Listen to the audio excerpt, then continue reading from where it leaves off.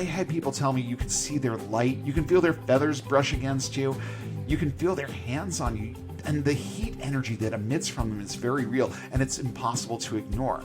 We are conditioned for this, not even as evangelicals, just as people who live in this world and in this society. We are conditioned for this.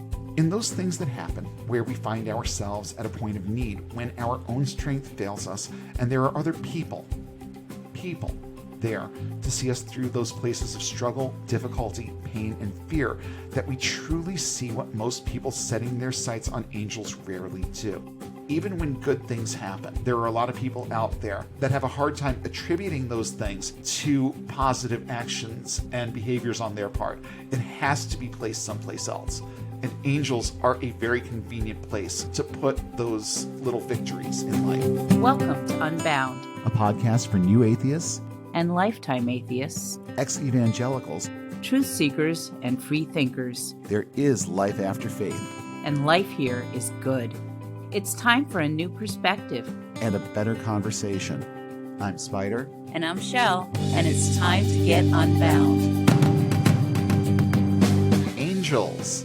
For those extra trying times when one imaginary friend just isn't enough. Or, to be fair, for those times when shit gets just a little too real for God to handle or even care about. I'm Spider. And I'm Shelle. And tonight, in case it isn't obvious, yes, we are talking about angels. The good, the bad, and the literally ugly. The doctrine, the folklore, and the alarmingly widespread belief that they enjoy. Angels are more popular than God, people. It's true. We have some stats to share that will blow your mind. But first, our CBD... Yeah. But first, our Christians Behaving Badly segment tonight deals with sex abuse that is surprisingly Catholic Church free, but no less infuriating. Yes. So a little trigger warning if that's a touchy subject for you. We'll also be hearing a bit about another topic I personally find triggering, but I'll shut up for now and hand things over to my co-host. Shelle, what have you got? Oh, hi. Hi, honey. Have a good break? Yes, did you? I did. We were awesome. Together during it, so we know we had a good break.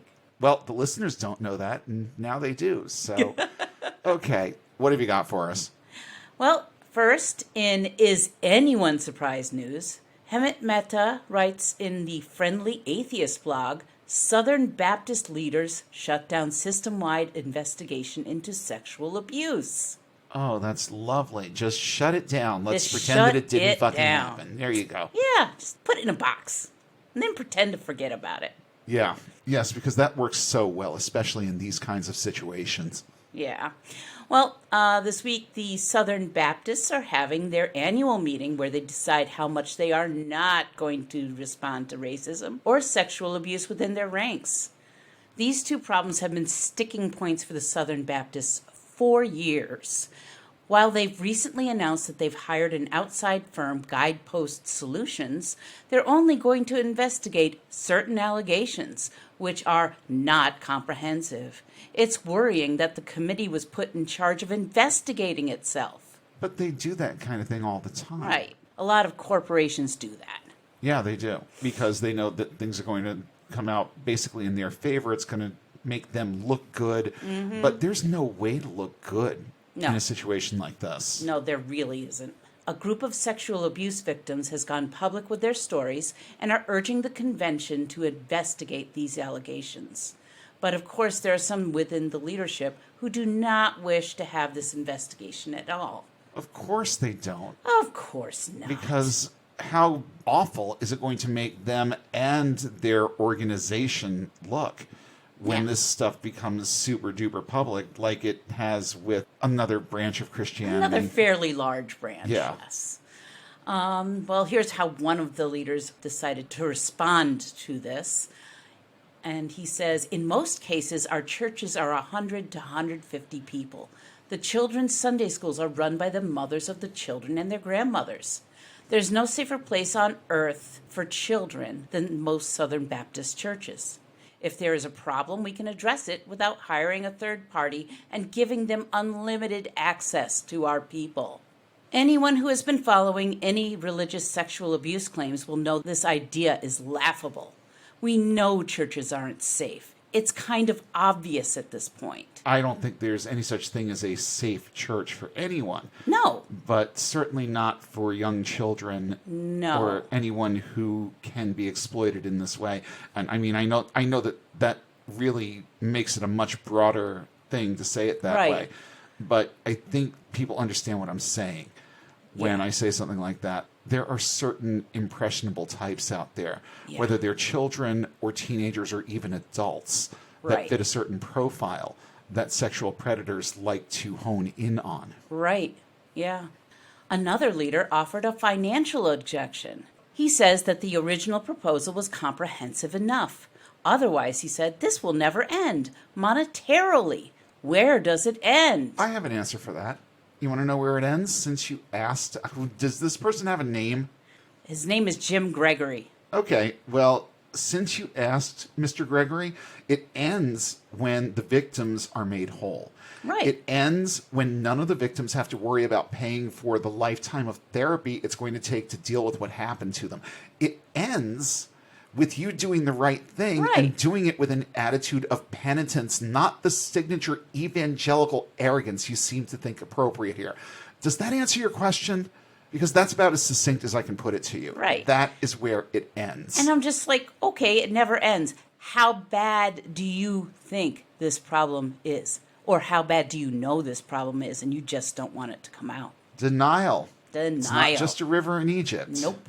And I found when I was doing secondary sources, I found that while the post on the Friendly Atheist was written on 6/15, ABC News has an article dated the 16th that says, delegates at the Southern Baptist Convention's annual meeting voted overwhelmingly to create a task force to oversee an independent investigation into the denomination's handling of sexual abuse. The resolution calls for the newly elected SBC president, Alabama pastor Ed Litton, to appoint the task force, which will head up a review of allegations that the denomination's executive committee mishandled abuse cases, intimidated victims and advocates, and resisted reforms. It was a sharp turn of events for the SBC's largest gathering in decades. And one that was absolutely positively necessary. Oh, and definitely. Just a day later, Yes. someone on that committee came to their senses. Actually, it wasn't the committee. It was the delegates, the people from the churches who were sent. Oh, yeah, gotcha. They said, we want this. So I like that. Yeah. I like that it came from the people. Yeah. Their pastors obviously are not doing something right if they're thinking like that. Yeah, I know, right? The SBC's business committee had planned to refer the proposal to its executive committee, the same entity alleged to have failed in its response to abuse cases, but church representatives voted in the morning to put the matter before the convention floor and then approved it later in the day against only token opposition.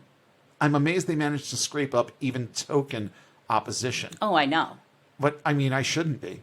But you know, I'm amazed that in the light of everything that happened, apparently within 24 hours, right, that there would still be anyone with the balls to stand up and say, "Yeah, no, we don't want this, or we don't want to acknowledge this." Yeah. The task force was proposed by Tennessee pastor Grant Gaines following leaked letters and secret recordings purporting to show some leaders tried to slow walk accountability efforts and intimidate and retaliate against those who advocated on the issue. It seems that the delegates to the annual meeting of the SBC show far more compassion and concern for their fellow Baptists than their leadership does. Well, that's for sure. Yeah, I really hope they hold their feet to the fire. I hope they hold them upside down by the ankles and shake their fucking pockets empty. Yeah, that's that what would I be hope nice for. too. So what else have you got for us this week? Well, these people are the ass hats of the week department. Mm-hmm. Oh, yeah. These people. I've read through it. And like I said, gave myself a trigger warning before we sat down to record, just so that I don't get too hot under the collar over this one. Because this is a hot button issue for the spider. Yes. In general, I don't mind if parents homeschool their kids. I do. Well, I do. If one or both parents has taught school before, understand what their children need to learn, and know how to make the information needed into interesting and comprehensive lessons. It still is not school. It's you are not still school. not learning social skills. You are still not learning how to function in anything that resembles a community. I don't care what their background is. It's never a good idea. It's that, but it's also like, do you have a group that is not full of religious nut jobs that your kids can be with other kids? Good luck with that. Yeah, right. I know. Good luck so with scary. that. It's so scary. Unfortunately, most Christians don't meet those expectations or don't care to. That's the real operative right there. Yeah, that's the problem. They focus more on religious indoctrination than math, history, and science, leaving their children without the variety of education provided in the public schools. On the Friendly Atheist blog, I found the story of one girl who was told to make up her own grades and high school transcript. And while I found this story on the Friendly Atheist, I followed the links to her blog, which is Cynthia Jeub, Jeub. I'm calling it Jube. Jube.com. Despite her struggles to find the holes in her education, she seems to write very well.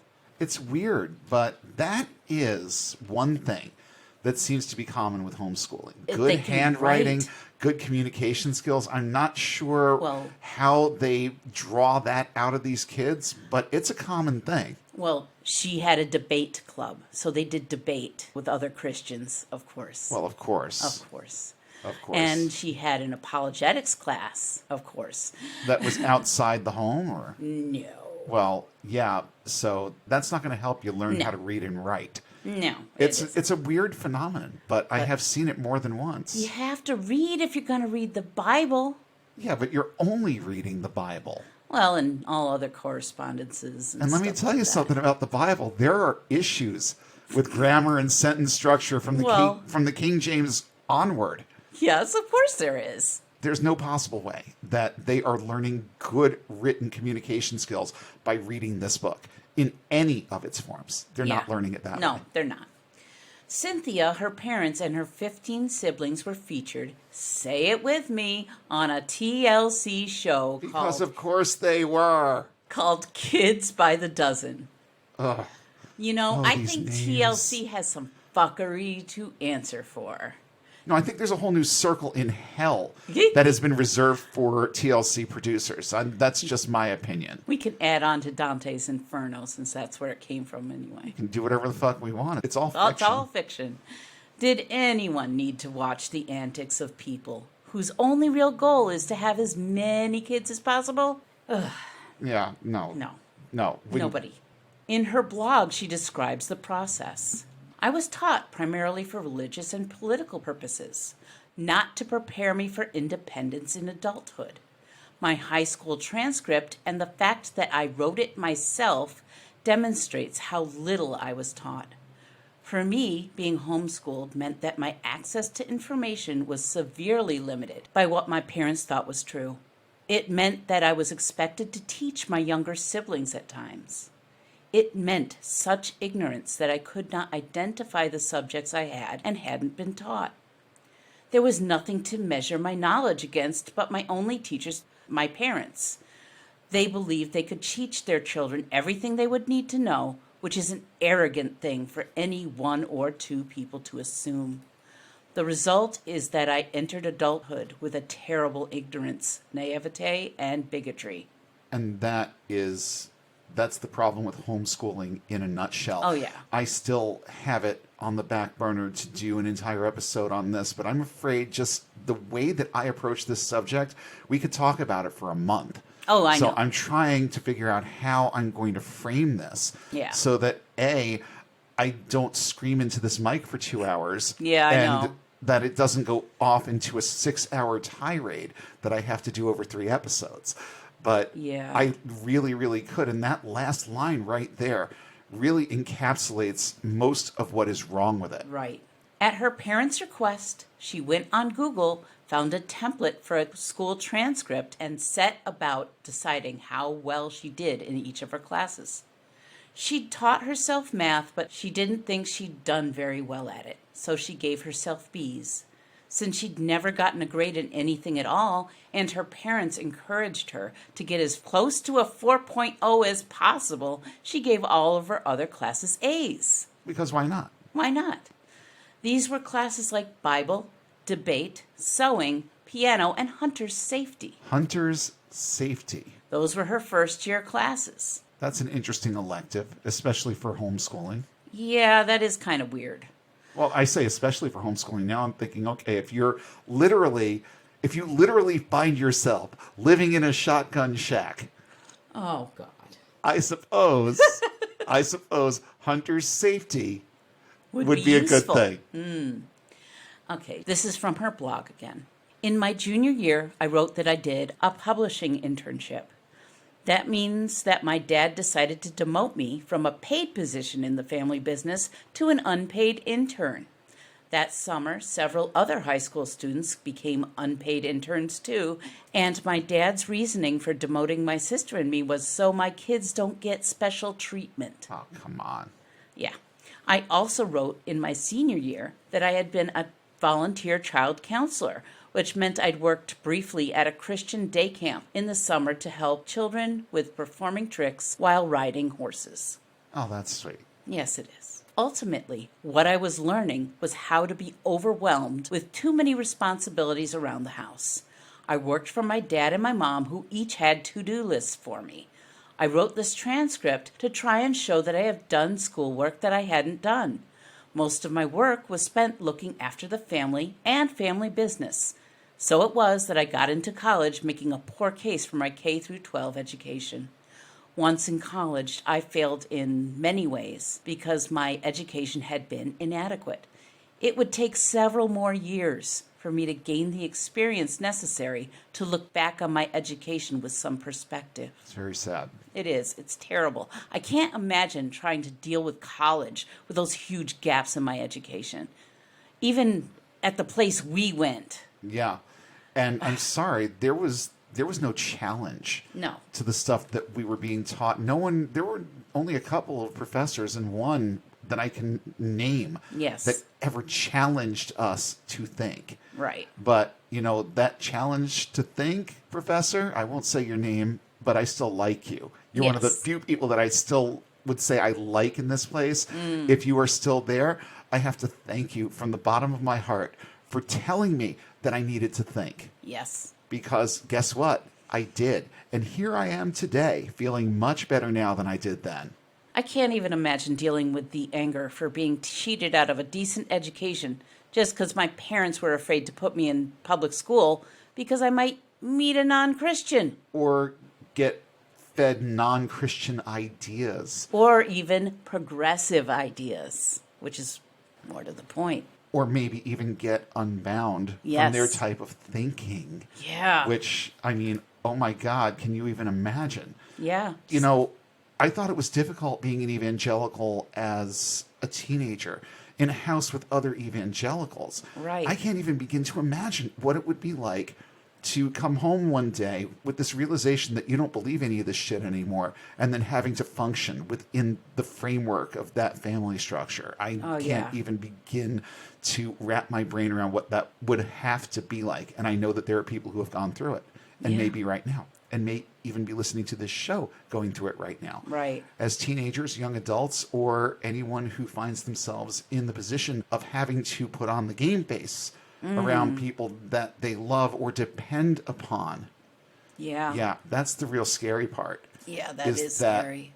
Sometimes keeping the game face is the difference between having a place to lay your head down at night or not. Right. Yeah. It can be that bad. So, yeah, I completely and totally empathize with this girl's story. I want to bookmark this. I think there's some good stuff here. When we do an actual episode on this, there's a lot to draw from. Yeah, her blog is very good. And like I said, I'm bookmarking it because I really think that there's a lot to be learned from her and her perspectives that we just don't have the time to get into tonight because that is not our topic. Before we do get into our main topic, just wanted to let you know that our Patreon is up at patreon.com/Unbound Podcast Network. You can become a patron starting at the $5 level. That's just over $1 an episode. And for that, you get the same awesome content that you're getting now. You get it just a little bit earlier. Usually sometime on Friday is when the new episodes are going to drop for patrons. So you get in on that. And the more of you that get on board, the more we can start building on the other stuff that we want to do as part of this show. We want to be able to do those live meetups and intro new episodes that way, and just have those little intimate gatherings with the people that support us and help us keep this thing going. And if that's outside the realm of possibility for you right now, again, just keep absorbing the content, get what you need from it, tell somebody new about us this week, share it where you can, give us the likes, give us the 5-star ratings, leave a review if you have a couple of minutes to do that. There are all kinds of things that you can do that don't cost money that will help us tremendously. And first and foremost, get what you need. We're here for you, and we want you to have this. And we want to be able to be here and keep doing it for you for as long as we possibly can. Because I know that it's helping some people out there. And I know that it will help more that I'll never see or hear from or know about. And that's just fine. I don't care. Yeah. Just get yourself unbound. Get away from this religion that frames love as hate and hate as love. Get away. Get out, get unbound today. And we're happy to be here to help you and to make that happen in your life. With that, let's dive right into our main topic for this episode. So we're talking about angels this time, and we're going to look, as we always do with things like this, at what the Bible says about them and the things that people choose to believe and latch onto about them. Moreover, we're going to look at the psychological elements that drive belief in angels, even among people who aren't particularly religious. There are a number of books, both traditionally published and self-published, that are either titled The Truth About Angels or have that phrase somewhere in the title. What I figured out in the course of researching this episode is that there are as many interpretations of what angels are and the purposes they serve as there are storefront fortune tellers who think they can look at a deck of cards and pull meaning for your life out of them. I mean, hell, sometimes these things show up together. I remember getting a reading once from a medium who used angel cards instead of the traditional tarot. I really liked that reading. I thought he gave me a great reading, but I mean, that's as creative as the name for this deck gets. They're just angel cards. Right. And I've since seen a few more of them. And yeah, they're interesting, but they're just glorified tarot. I mean, that's really all they are.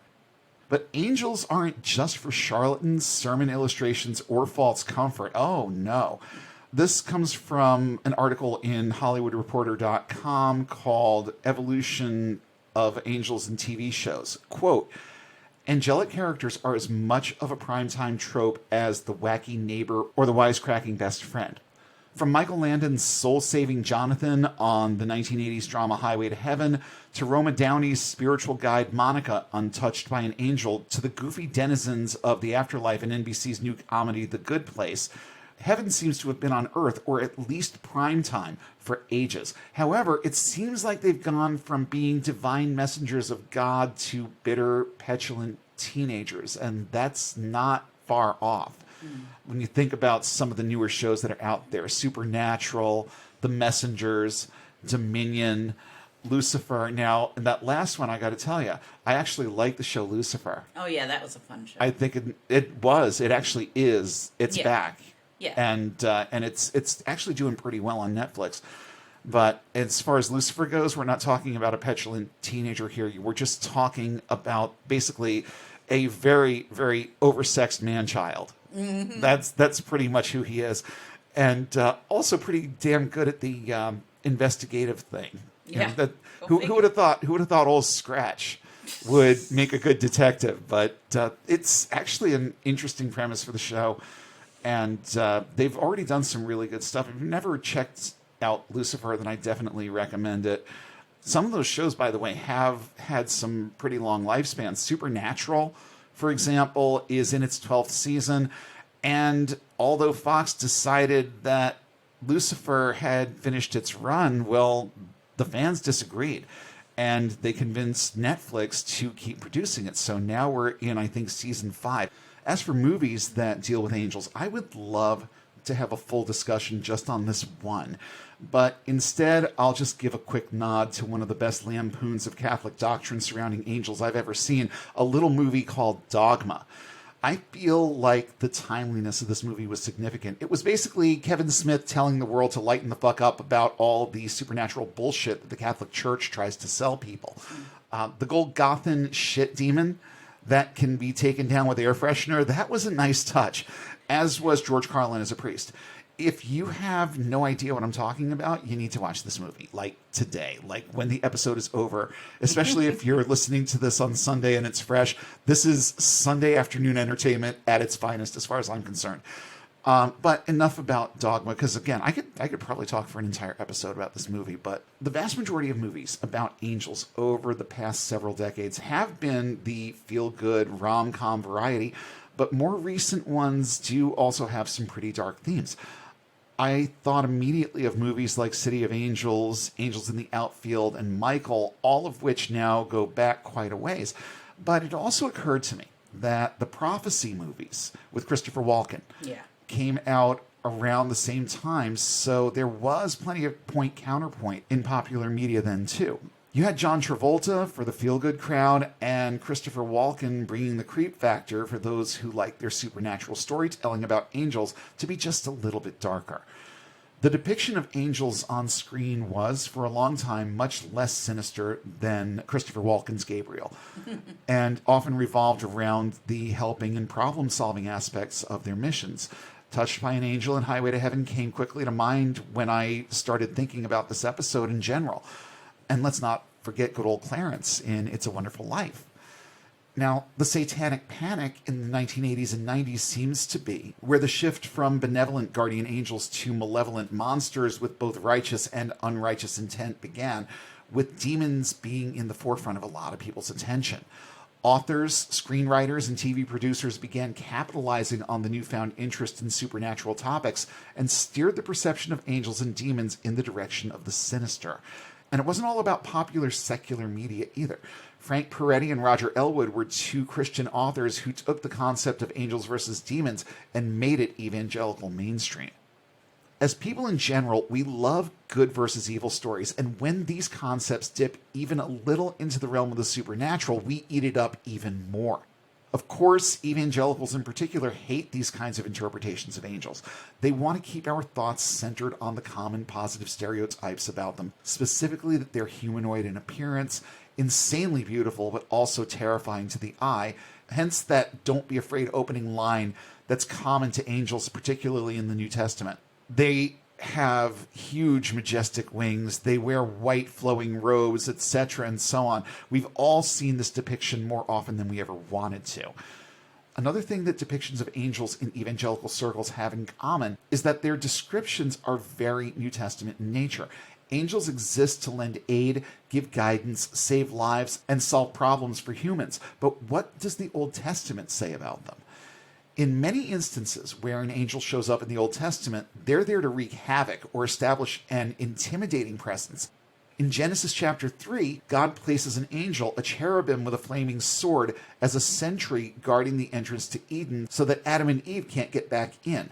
In Exodus 12, God sends a destroyer to wipe out the firstborn sons of Egypt that many interpret and refer to as the angel of death. In Numbers 22, it's an angel waiting to kill Balaam that his donkey has to warn him off of. There are also examples of angels providing guidance and comfort, though, in the Old Testament. One of the examples that had an impact on me back in the day was the story of Hagar's flight from Sarai, where an angel tells Hagar that she has to go back to Sarai. But of course, she's afraid of Sarai because even though this whole business of "I can't make a baby with my husband, so you make one with him" was her idea, she became very resentful. She became very jealous. And Hagar obviously didn't want to go back to that. So this angel shows up and basically makes her an offer she can't refuse, and tells her just how great things are going to be if she goes back and she does this, and your descendants will be uncountable, and all this awesome stuff that's promised to her if she goes back. The Bible doesn't go that much deeper into Hagar's story than that. I'm actually amazed that they took her story that far. Yeah, really. Another one that I had thought about was the angel of the Lord device / trope that you see a lot, especially in the Old Testament. This is a term used a lot when an angel shows up in the narrative.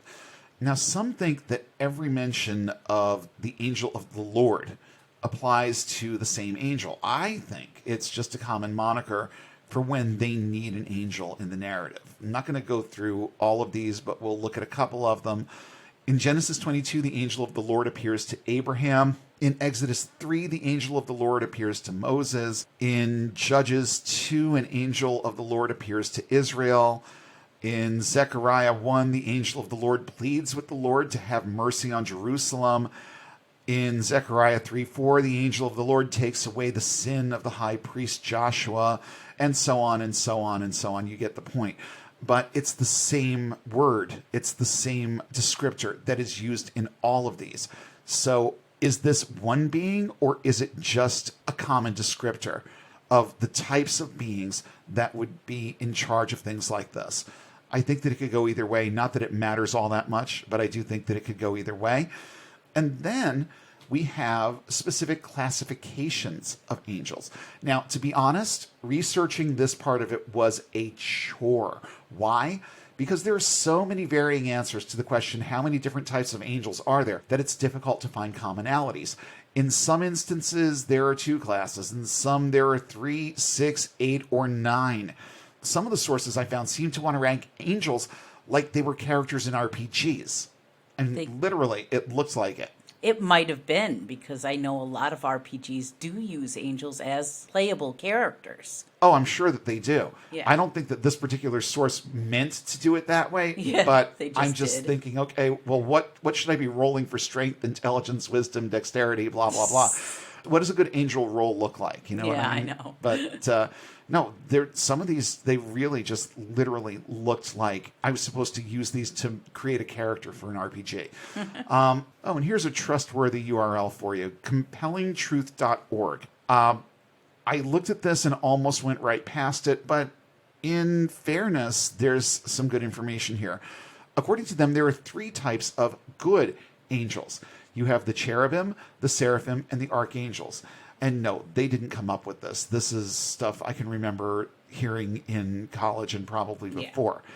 The first 2 seem to only exist in the Old Testament, while the archangel model seems to appear in both the Old and New Testaments. The seraphim serve God directly. In the way that they were described in a couple of these sources, it made me think of Snoke's guards in The Last Jedi. It made me think of that scene because it feels like that's the kind of presence that they exude. They're described in Isaiah 6 as having 6 wings, 2 to cover their faces, 2 to cover their feet, and 2 for flight. Then there are the cherubim. Forget any painting you have ever seen with cherubs in it. The cherubim have multiple faces, possess both human and animal features, and, of course, wings. Then there are the archangels. 2 archangels are named in the Bible, Gabriel and Michael.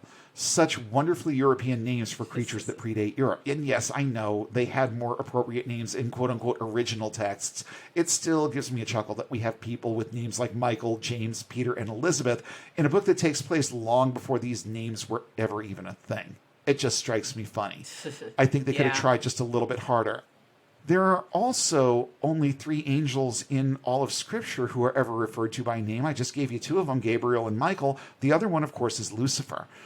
And Lucifer was, in fact, a quote-unquote fallen angel, so he counts as part of that description. Some sources take it even further. And I'm looking at the 8 kinds of angels and demons in the Bible.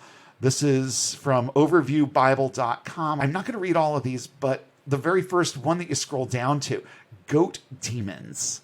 They call them goat demons and classify them in with angels. Well, okay, if demons are fallen angels, then okay, but goat demons is oddly specific as far as I'm concerned. Then they go through the regular stuff, the cherubim, the seraphim, the archangels, and all of these actually, now that I'm looking at some of these, I know where at least some of them come from, and I'm going to get into it in just a second.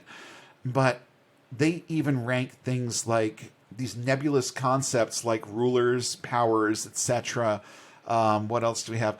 Oh, this narrows it down. Living creatures is another one on their list. Yeah. It's bad shit. This whole thing is bad shit, and I want it off my screen now. Let's see. There was an article in How Stuff Works that it's basically reprinted from the works of someone who called himself Pseudo-Dionysius. Why the pseudo part, I have no idea, but he basically came up with this classification of hierarchies for angels that contain 9 different classifications. And he's got all the basics in here too. We have seraphim, cherubim, but then you get things like thrones and dominions or dominations. Some angels are doms, okay? Virtues, powers, principalities, and here come the archangels, and then finally just this generic angels or regular angels.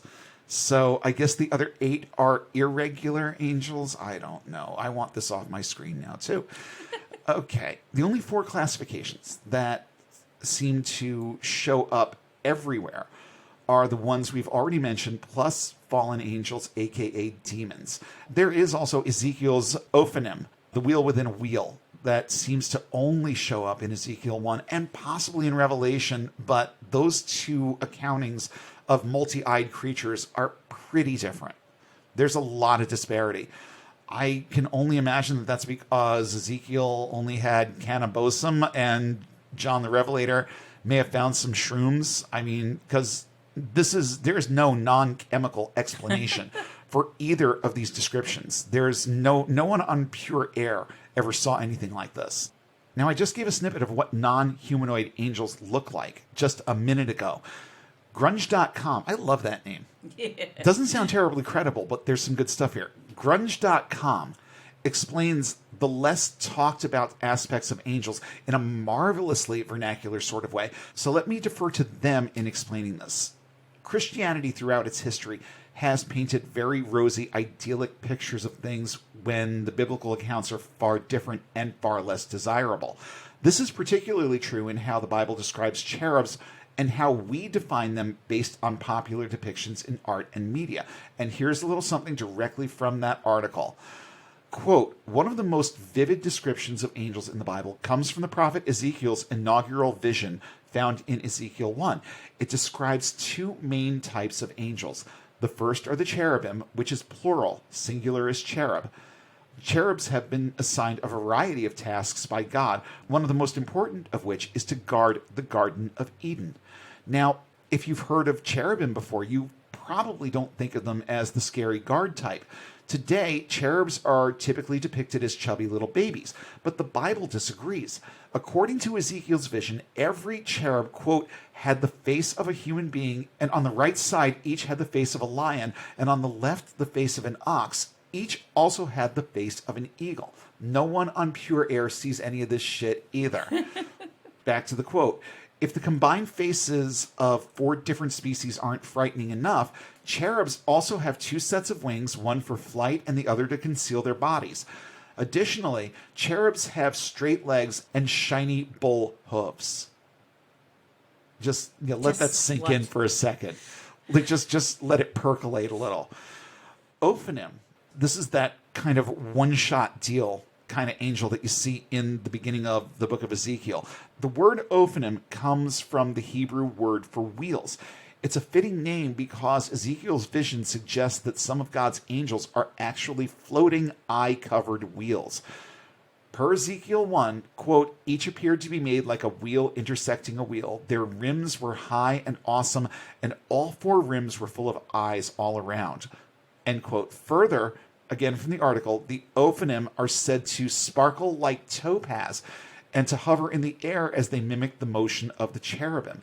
Per Ezekiel, both the cherubim and the Ophanim help to guard the throne of God himself. Given their frightening description, they're certainly good picks for the job. And that's just a little bit of what's in this article. I recommend reading the whole thing. It's actually quite good.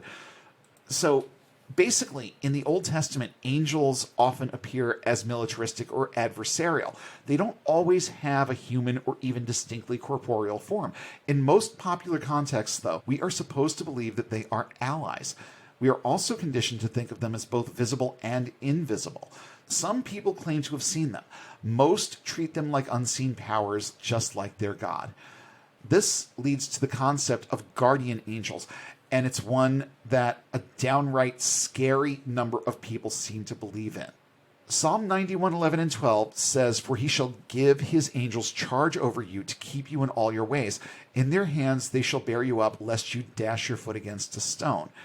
And on the heels of that, here's a little something from an article from thearticle.com. It's from a piece called "1 in 3 of Us Now Believes in Guardian Angels. What's Going On?" And here's a quick quote. An ICM poll shows that 1 in 3 people questioned believe in guardian angels, and 1 in 10 report seeing angels. In another survey for the think tank Theos, 21% of those who never worship in church confess that they believe in angels, along with, in a different study, 7%, hold on to your asses, people, 7% of atheists. How on earth do you call yourself an atheist and still believe in this? Matt Dillahunty would have a field day with you. Please call him and tell him you believe in this, and just prepare to reap the whirlwind, okay? That's all I'm saying about that.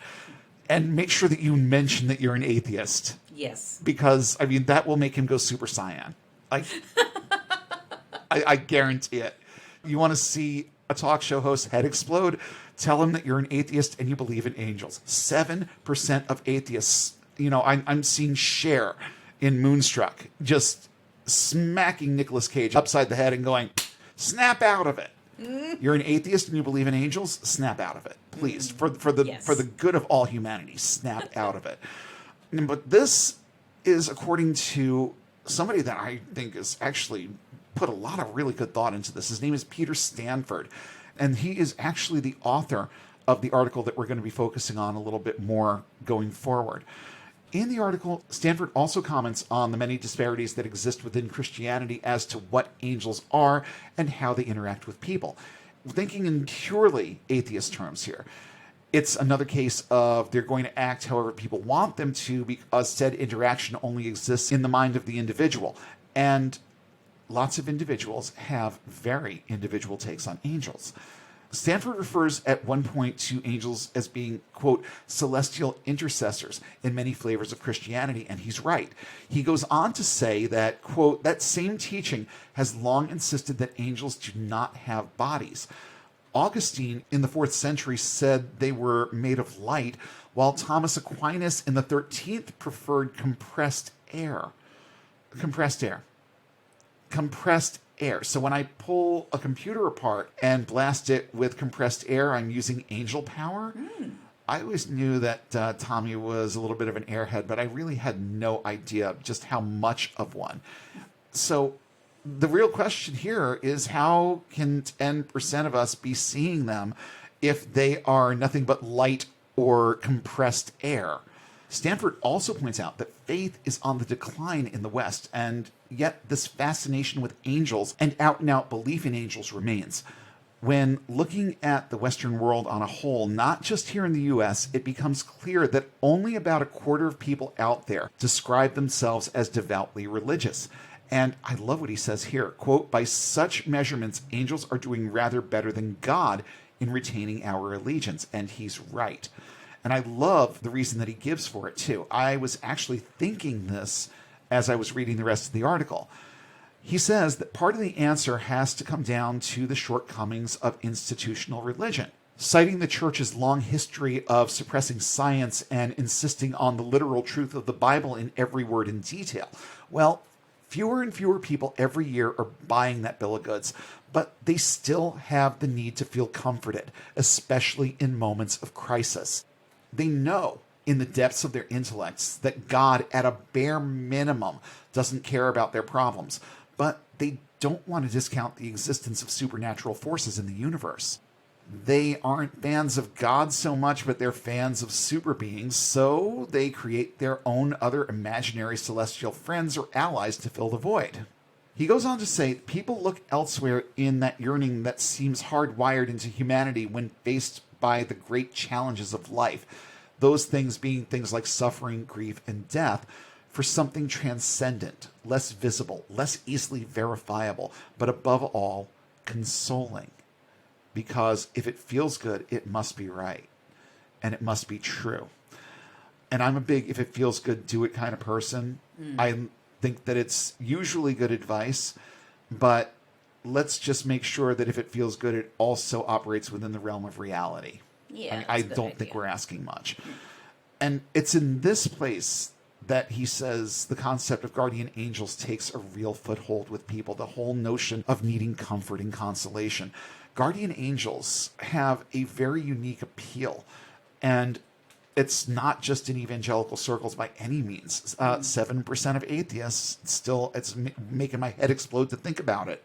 But also, let's just keep in mind that people are people, okay? So I think it's kind of batshit to allow yourself to stay in that mindset when you know that the rest of it isn't true. But I also understand this need. And this is where this belief comes from. It comes from a place of need. So in that aspect of things, he's very right. And he's also right about the whole unique appeal part of this. I think that the widespread appeal that goes way beyond even Christianity in general, I think it stems from several key reasons here. For starters, angels don't seem to require allegiance. They don't need to be prayed to. They don't need to be worshipped. They don't need to be venerated. They're there to do a job, and that's that. They don't seem to care if you go to church either. They don't lend deference to anyone on earth, let alone people who claim to speak for God. They are generically religious and lend themselves well to the term spiritual. So it's not just for Christianity, and really never has been, because there are angels in other forms of mythology also. They can be inserted into anyone's life situation and have positive circumstances tied to them. So even when good things happen, there are a lot of people out there that have a hard time attributing those things to positive actions and behaviors on their part. It has to be placed someplace else. And angels are a very convenient place to put those little victories in life. In a lot of ways, those points I just listed all lead to an oddly secularized view of angels. I also think that's why secular media can get away with selling movies, TV shows, and more that revolve around the existence and actions of angels. Far too many people still have a vague enough belief in God that an at least partly secular or non-committal in the eyes of any religion higher power seems both plausible and pleasing to them. Then there's the overlying message in the movie Angels in the Outfield, wherein people by nature have an innate need to believe in something supernatural. They're just not that picky about what they call it. And that group of people is becoming less and less picky by the day. Angels can also be molded to the individual's personality, so darkness and light are both fair game when deciding how to portray angels on screen. Take your pick. Christopher Lloyd helping a bad baseball team win, or Christopher Walken delivering an uber-dark interpretation of the angel Gabriel and stirring shit up. Some also believe that Jesus actually says at one point that children have guardian angels. See that you do not despise one of these little ones, for I tell you that their angels in heaven always see the face of my Father in heaven. Matthew 18:10. What were we talking about with really awesome biblical grammar? Yeah. Jesus the redundant. But I digress. Stafford also thinks, and I agree, that concepts like angels gain more appeal when society is in turmoil. People find personal empowerment in angels largely because they've been taught to think about angels in more human terms than they realize. Here's another little quote from the same article. When the artists of the Renaissance wanted to give expression to new notions of how every individual could have a one-to-one relationship with the divine, rather than be treated as part of a collective endeavor, they painted and sculpted and wrote about disarmingly human angels who were like us in every way save that they had wings. So, long before there was any such thing as evangelical doctrine, people from all walks of life were being taught and conditioned to believe in things, angels being just one, but it definitely was and is one. And it's one that evangelicalism uses as a very effective marketing tool. And like I said, this episode's going to be a little bit more evangelical light because this is more of an all-encompassing sort of thing. It flows through all of Christianity and a lot of other traditions too. But I don't think that anyone capitalizes on this the way that evangelicals do. To solidify this point in my own head, I went to our old Save Money on Our Textbooks go-to, Christian Book Distributors, formerly known as CBD, but can't be anymore because CBD means something entirely new now. I went there to see how many books there have been on the topic of angels in just the past couple of years. And let's just say there's a lot. And there's a message for every individual itching ear on the pages of this catalog or on their website. You see this is how I keep thinking about them. I still think about them as a catalog. Yes. But there are literally topics for every mood or situation. You can solve all your problems with angels. Angels are great protectors. Angels can fix your marriage. Angels can fix your finances. Angels can cure you of the gay. And boy, are angels interesting. Let's see some of those interesting titles right now. Angel Armies on Assignment. The Division of Angels and Assignments of Angels and How to Partner with Them. Wow. That's the title of one book, folks. Angels, What the Bible Really Says About God's Heavenly Host, a.k.a. The Truth About Angels. Angels, God's Supernatural Agents, Biblical Insights and True Stories of Angelic Encounters. Angels, Revised. That's Billy Graham's book, Angels. Angels, Who They Are and How They Help, What the Bible Reveals.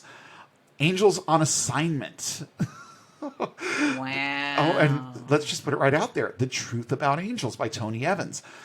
Angels and Heroes, True Stories from the Front Line. Angels, God's Secret Agents. Angels to the Rescue. Inspirational real-life stories from an ER doctor. Angels in Our Lives. Everything you've ever wanted to know about angels and how they affect your life. I could scroll all night with this, but you know what? I want that off my screen now too. But I'm going right back to it because guess what? There are videos from Video Curriculum. That you heard me, curriculum, to seminars, to sentimental, family-friendly movies. They have you covered at good old CBD. Oh, yeah. The Unseen Video Curriculum. Angels, Satan, Heaven, Hell, and Winning the Battle for Eternity. That's the name of this video course, folks. You can't make this shit up. Angels in Our Midst. Angels in Disguise. The Angel Song. I can't believe they have Where Angels Go, Trouble Follows. That has nothing to do with angels. It's just a fun movie. I'll bet they don't know that, though. Angel Miracles, the 2 DVD pack. And incidentally, that Unseen Video Curriculum, you can get this for the bargain price of $3. Ooh. Okay? It was $24.99. But you can get it now for $3 because it's just that shitty. Okay, yeah, I'm putting that out there, and now I want that off my screen. Goodbye. Okay, so one thing that I did notice there, I didn't read too far into the list, but there's lots of Christmas movies. Angels are definitely good fodder for Christian movies, yeah, but Christmas movies. And how many of our quote unquote unsaved friends have or had angels on top of their Christmas trees? We are conditioned for this, not even as evangelicals, just as people who live in this world and in this society. We are conditioned for this. Now I'm going to talk just a little bit about what I know, because in Pentecostal circles, it always felt to me like the general rule of dealing with angels was to basically order them around. I saw this more than a few times, and obviously it wasn't for much beyond dramatic effect. They wanted to whip up the crowd. They wanted to stir up emotions. Angels are good for that too. And I can remember clear as day in my head hearing phrases, either these phrases or phrases just like them from the pulpit. I call upon the angels to be with us in our worship. I'm calling on all warring angels to encircle and encamp around this place. I think that was Carmen's, actually. Yeah, I feel like I heard that sure. in a Carmen concert. Lord, send your ministering angels to comfort and heal. I call forth legions of warring angels to destroy every demonic evil spirit that has been set against me and my family. I'm pretty sure I prayed something kind of like that myself. And then we rebuke the power of the devil in this place and command every angel, command every angel in the heavenly realm to stand between us and the forces of darkness. All things of evil be gone in Jesus' name and by the power of his angels. Oh, I've heard that. I was told that the presence of angels was also a common perk when someone gets baptized in the Holy Spirit. I had people tell me you can see their light, you can feel their feathers brush against you, you can feel their hands on you, and the heat energy that emits from them is very real, and it's impossible to ignore. Well, you know what? I think that's kind of probably your own metabolism making you feel hotter, a little bit more flushed because you're seeking the baptism in the Holy Spirit, and that is a huge expense of emotion and energy. So if you feel hot, it's your own body trying to keep up with what you're doing mentally. And the things that we do, the things that we think, the things that affect us emotionally also affect us physically. So I really feel like that's where most of that comes from. Angels are also used as surrogates when God is taking too long to heal someone. That's why you'll start hearing if things aren't going the right way at an altar call, or if they don't get enough people to come down front, they'll play the angel card to get things to start happening. So if God is taking too long to do something, let's say it's a healing service, and God is just taking too long to act, then they'll start praying things like, send your healing angels, Lord, let them touch your servant and make him whole. That's, okay, God, yeah, we realize you're busy, but can we have some help here? Can you just send us a little bit of help here? Is pretty much what you're saying there. And this works whenever God is too busy to do basically anything, like being present in worship, at Bible studies, with your kids as they sweat out the SATs, you name it. You can call on angels for all of it. Mm-hmm. They won't admit it, but lots of Pentecostals pray to angels like they're praying to God, and for reasons we've already discussed. God doesn't feel real enough, even to the average evangelical. So they make their own little gods as stand-ins when their God fails to hear them or act on their behalf. I get the distinct impression that's what was going on in the desert when they made the golden calf. Because in this 40-year-long 2-week journey that they were on, it had to feel sort of kind of like God had abandoned them along the way at some point. And I don't care about the fire by night and the cloud by day thing. That just, I mean, your parents can be alive on the planet and still not be involved with you.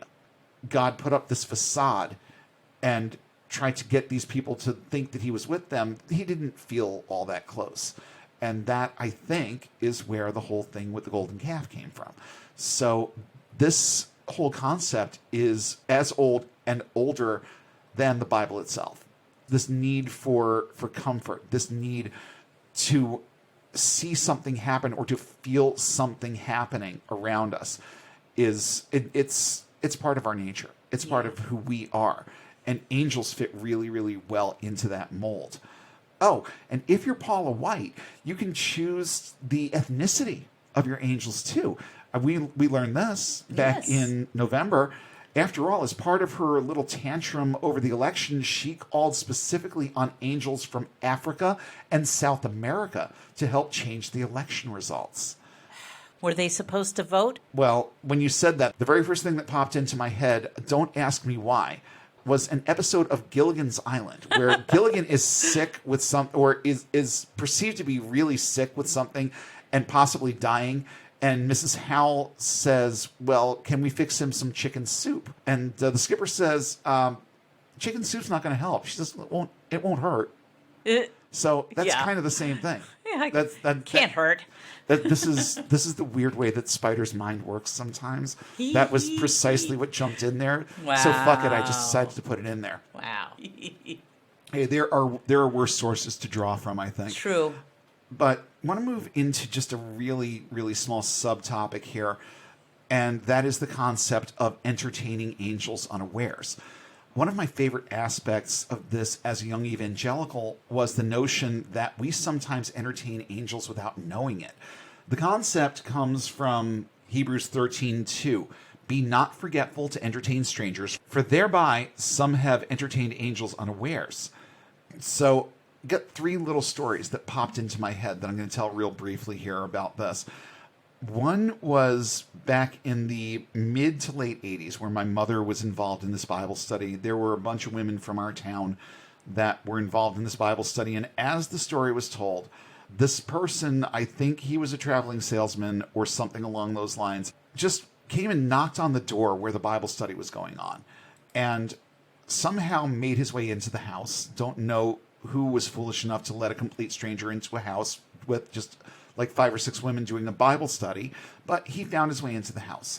And as the story goes, he sat and talked with them for a while and had a lot of really interesting insights on what they were studying at the time, and gave what several of them believed to be answers to some long-standing questions that they had about the Bible, about spirituality, about a lot of things.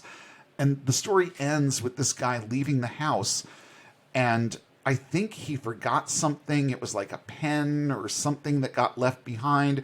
So the lady whose house was hosting the Bible study runs out to give him back his property, but there's no sign of him. There's no car, there's no anything, and it felt like not enough time had passed for him to have gotten out the door in his car and driven away so fast, because we're talking about a matter of seconds. He closes the door, they notice that this thing is still there, they run after him, and just boom, he's gone. So that convinced several people in that room that they were entertaining an angel. Yeah. Because he showed up at an interesting and relevant point in time, answered a bunch of their questions, and just disappeared. So they think that they were entertaining an angel. I think he just got in his car and drove away fast. Yeah. That's it. I think that more time passed than they realized. Probably. And he was long gone. Then I remember being told a story, like my very first week on campus at Valley Farce. One of the people that I got semi-close with and then sort of drifted away from told this story about how his pastor, well, the pastor told the story. Let's put it this way, okay? This was a pastor telling a good story for his sermon. And as the story goes, he picks up a hitchhiker. I quote, never do this. It always starts out with, I never do anything like this. But he picks up a hitchhiker, and it turns out that this guy is a Christian, and he is AG. And they get into this conversation about the decade of harvest and all the things that they have planned for the decade of harvest. And the guy in the car with the pastor says, what makes you think that you have a decade to do all this? Insinuating that Jesus was coming back. Right. And as the story goes, the pastor looks over to the passenger side, and lo and behold, it's empty. Wow. It's a fun story, but I don't know about telling it as truth from your pulpit. I think that that's just slightly unethical. A little bit. And then there's the song Jesus is Coming by DeGarmo and Key. And this entire song is about the same basic thing, where there's an angel in the car, and they're having this conversation, and then there's a line toward the end, and when I turned to look at him, the stranger disappeared. And I'm thinking to myself, these two stories sound an awful lot alike. So I just get the impression that this was one of those urban legend sort of things. I knew a guy who knew a guy who went through this, except the pastor apparently was claiming that this actually happened to him, and that it was about the decade of harvest, and he was being warned that they didn't have an entire decade, that Jesus was coming back in the 90s. Wow. Yep. And that's the way that a lot of these people, they think in a lot of the same terms. So maybe this was his delusional fantasy, but maybe he heard this song a couple years earlier, and that's what put it in his head. Right. Sometimes I wonder about these sermon illustrations, because I've heard the same ones over and over and over. And I'm like, do these people have a book of these things? Is there a book of sermon illustrations? And they group them under by topic, because it just seems like they just propagate themselves. Well, sure. And the details change a little bit. They're decent urban legends. That's what they are. And they keep getting circulated around. But just like any good urban legend, there has to be some kind of traceable foundation in truth. My mother worked with this person who witnessed this, or there's always some kind of tie. There's less Right. than 6 degrees of separation, and there's always some kind of a tie-in. So this guy, whether it was an actual deluded vision that he had, or it was just these song lyrics were going through his head and his brain made up a story, just like we talked about last week. Either way, it could be true. He could have thought that it was completely 100% true, and it still could have come from that song. You know, that's just the way that it is. That's what our brains do, especially when we start thinking in such linear a way Yeah. about certain things like our religion, like our faith. The lines between what's true in terms of what we experience and what's being manufactured by these overactive brains of ours, the lines get blurred. It becomes more and more difficult to see the difference when you're thinking along those lines, and that's all you ever think about. Moving along from that, I said I wasn't going to spend a whole lot of time on that because, again, there's a lot of stories out there that have a similar storyline that you could pull from. And there are probably people listening right now saying, I heard that story, but in the version I heard, ... Okay, so I get that. And that's why I don't want to spend a whole lot of time on this, because we're not about urban legend on this show. We try not. No, we try not. We try to be as on point and truthful as we possibly can. But what then is the point of all of this? We're getting toward the end of our time together for this week. And I just want to pose that question. What is the point of all of this? What message am I trying to convey tonight? Simply put, angels are a convenient component of Christian faith in general.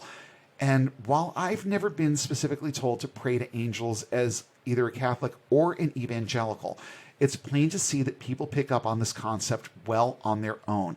They also are conditioned to see angels as sources of power, comfort, and help through the words of hymns and worship songs.